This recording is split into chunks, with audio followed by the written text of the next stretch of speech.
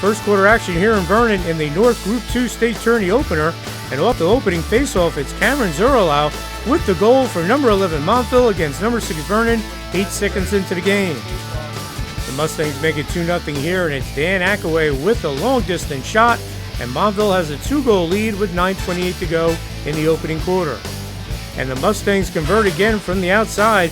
Watch Grant Jesperson get his hands free, and he scores, and it's 3-0 Montville just 4 minutes into the game. Vernon's a man up here, and the Vikes cash in. Watch lefty sniper Brandon Blankman let it rip, and Vernon trails by 2, 3-1 with 3:08 to go in the quarter.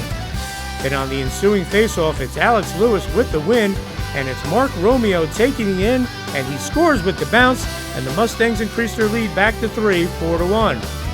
Vernon ends the first quarter on a high note. Watch Cole Jenikin convert the wide-open rip, and the Vikings trail 4-2 after 1 quarter of play. Second quarter action, here's the only goal of the period. Watch Alex Lewis beat Grant Jesperson for his second goal, and Montville has a 5-2 lead at the half.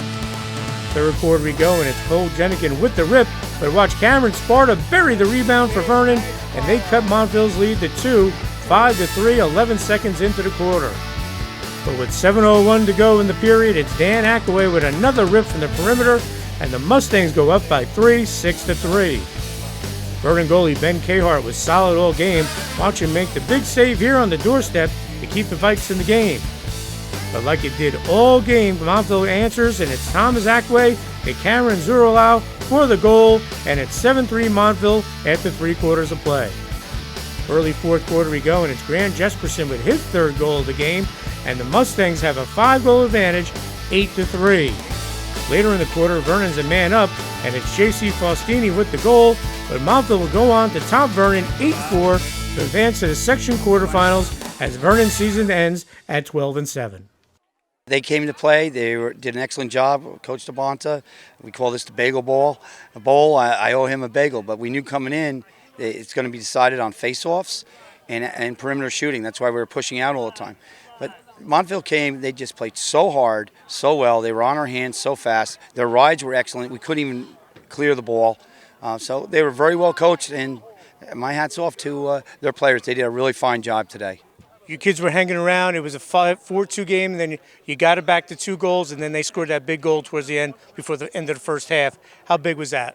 It was huge. I started feeling like our head started going down, but once it got to 3, we just couldn't recover from it.